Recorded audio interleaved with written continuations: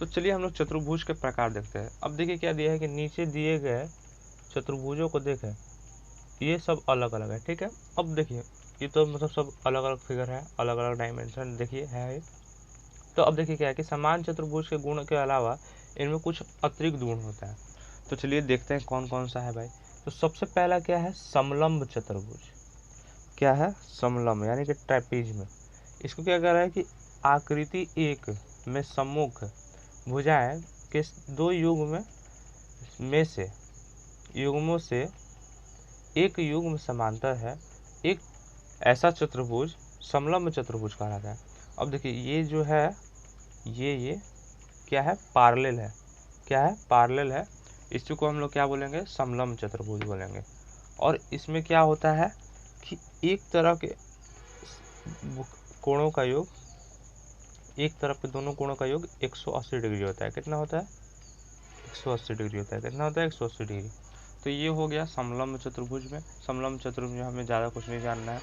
तो चलिए देखते हैं पतंग। ये भी एक क्या है, पतंग एक चतुर्भुज का ही प्रकार है। तो इसमें देखिए क्या होता है कि चतुर्भुज के समान गुणों वाला एक आसन भुजाएं के दो योग में जोड़े जाते हैं, होते हैं या जाते हैं जो भी है, जिनमें शामिल दोनों रेखाएं कोई लंबाई समान होती है। बगल में बने पतंग ABCD को ध्यान से देखिए। यह आसन भुजाएं का पहला युग्म AB बराबर BD AB और तथा दूसरा युग्म BC बराबर DC। तो अब देखिए क्या है कि ये जो है AB और AD बराबर है और ये इक्वल है। अब फिर क्या करें कि पतंग के दोनों विकर्ण AB और AC और BD एक दूसरे को समकोण में बांटते हैं, यानी कि यहाँ पे ये समकोण बनता है। क्या बनता है, 90 डिग्री, यानी कि समकोण। समकोण इसको बोलते हैं, क्या बोलते हैं, समकोण।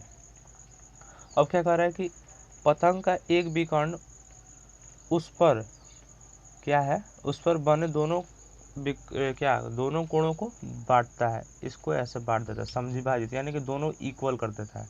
यहाँ पे भी, यहाँ पे भी हो जाएगा। अब देखिए क्या कह रहा है कि पतंग का एक विकर्ण सममिति अक्ष तथा पतंग का एक विकर्ण सममित आकृति होती है। दी गई आकृति में सममिति अक्ष कौन सा है, कारण भी बताएं। तो अब देखिए क्या है कि एक विकर्ण सममिति अक्ष होता है, तो सममिति अक्ष इसको बोलेंगे क्योंकि सममिति अक्ष बड़े वाले विकर्ण को बोलते हैं, ठीक है। और सममिति का आकृति ये तो हो ही गया। अब देखिए क्या होगा कि पतंग के सम्मुख कोणों में दोनों कोण एक दूसरे के, दोनों युग्मों के एक कोण बराबर होता है। दोनों युग्मों के क्या होते हैं, एक कोण बराबर होता है। तो अब ये बराबर ये तो दिया ही है, मतलब यहाँ पे मान लीजिए समद्विभाजित कर रहा है तो हो जाएगा बराबर।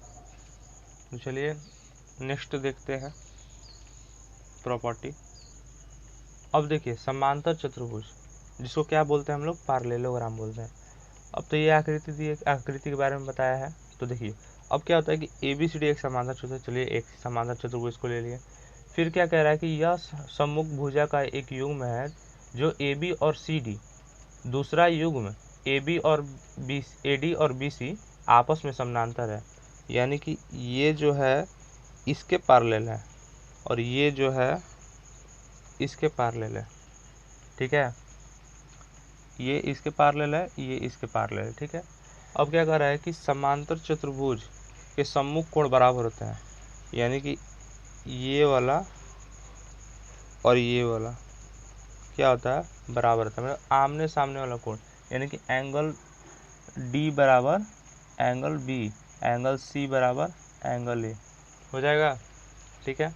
अब देखिए क्या कह रहा है कि समांतर चतुर्भुज में आमने सामने की भुजा समान होती है, यानी कि AB बराबर CD, यानी कि ये बराबर है इसके, मतलब जो एक दूसरे के समांतर भी हो गया बराबर भी होंगे। अब देखिए क्या कर रहा है कि समांतर चतुर्भुज में आसन कोण संपूरक होते हैं, यानी कि अर्थात A प्लस B बराबर 180 डिग्री और B प्लस C बराबर 180 डिग्री और C प्लस D बराबर 180 डिग्री और D प्लस A बराबर, यानी कि सामने सामने का कोण जोड़ेंगे तो 180, सामने सामने का 180, सामने सामने का जोड़ेंगे तो 180, सामने सामने का जोड़ेंगे तो 180, ठीक है। अब देखिए क्या कह रहा है कि समांतर चतुर्भुज का विकर्ण एक दूसरे को समद्विभाजित करता है, यानी कि ये जो विकर्ण है ये बराबर ये हो जाएगा, ये बराबर ये हो जाएगा, एक दूसरे को मतलब समविभाजित करता है, बराबर बराबर भागों में बांटता है।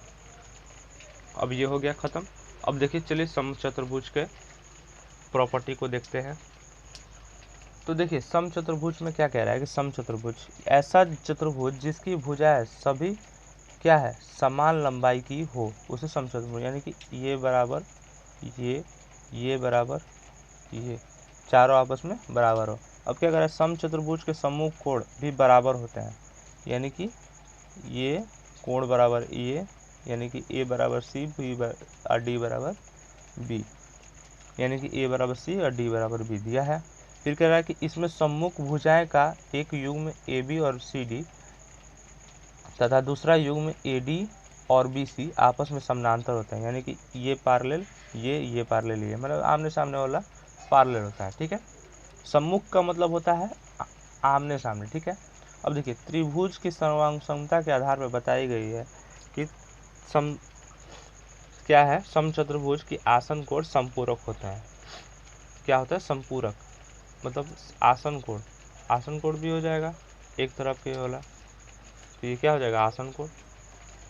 अब देखिए क्या करेंगे यहाँ पे देखिए, यानी कि देखिए कोण सी प्लस डी बराबर 180, डी प्लस ए बराबर 180, ए प्लस बी प्लस सी बराबर 180, मैंने बता ही दिया।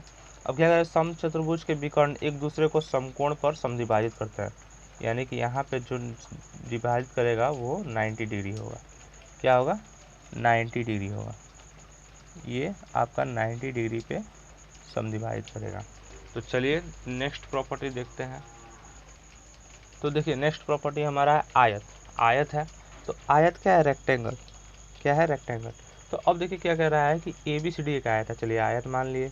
अब क्या कह रहा है कि आयत की आसन भुजाएं समान होती है, यानी कि ये बराबर ये बराबर ये क्या होता है आपस में लंबाई में बराबर होता है। फिर क्या कर रहा है कि आयत का प्रत्येक कोण 90 डिग्री होता है, यानी कि ये 90 डिग्री, ये भी 90, ये भी 90 और ये भी 90 होता है। ठीक है, अब क्या कर रहा है कि आयत के विकर्ण समान लंबाई में होते हैं, ए सी बराबर बी डी, यानी कि ये बराबर ये पूरी जो ए सी बराबर है वो बी डी के बराबर है। ठीक है, अब क्या कर रहा है कि आयत के विकर्ण एक दूसरे को समद्विभाजित करता है, यानी कि ये बराबर भागों में, यानी कि यहाँ पे मान लीजिए ओ दे दिए तो ए ओ बराबर ओ सी और डी ओ बराबर ओ बी, क्या हो जाएगा डी ओ बराबर ओ बी। तो ये हो गया आयत के गुण। तो चलिए वर्ग के गुण देखते हैं।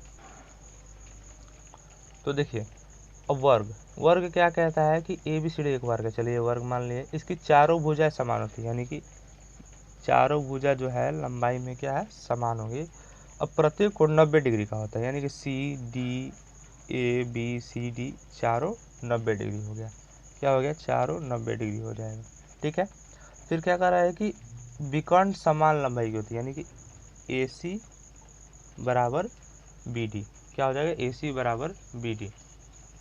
अब देखिए क्या कर रहा है कि वर्ग के विकर्ण एक दूसरे को समकोण में विभाजित करते हैं, यानी कि 90 डिग्री 90 90 90, क्या हो जाएगा 90 डिग्री पे विभाजित करेंगे।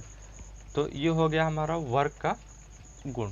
तो देखिए हम लोग ने सभी लगभग पढ़ लिए जितना हम लोग को पढ़ना था। तो नेक्स्ट वीडियो में हम 10 प्रश्नवाली 3.2 का क्वेश्चंस करेंगे। तो इस वीडियो में इतना ही, और चैनल पे अभी तक सब्सक्राइब नहीं किया है तो चैनल को सब्सक्राइब कर दें एंड बगल वाले बेल आइकन को प्रेस कर दें, और इस वीडियो को like comment share and subscribe जरूर करें। तो चलिए मिलते हैं फ्रेंड्स नए वीडियो में, तब तक के लिए बाय।